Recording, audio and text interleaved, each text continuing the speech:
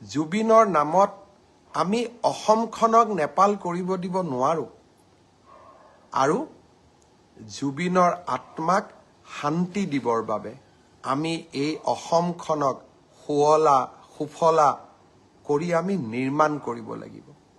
এইখন অসমক আমি ভাৰতৰ শ্ৰেষ্ঠতম ৰাজ্য কৰিব লাগিব।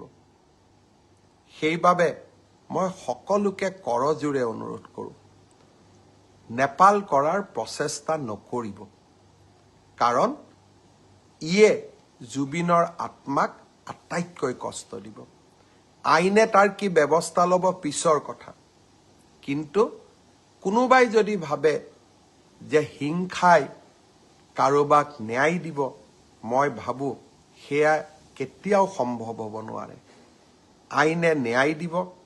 অসমৰ মুখ্যমন্ত্ৰী হিচাপে মই আপোনালোকক প্ৰতিশ্ৰুতি দিছোঁ, শ্যামকানু মহন্ত, সিদ্ধাৰ্থ শৰ্মা, শেখৰ গোস্বামী, যোনেই নহওক কিয়, আৰু দুই এজনৰ নাম মই লোৱা নাই, আমি কেতিয়াও তেওঁলোকক বিচাৰ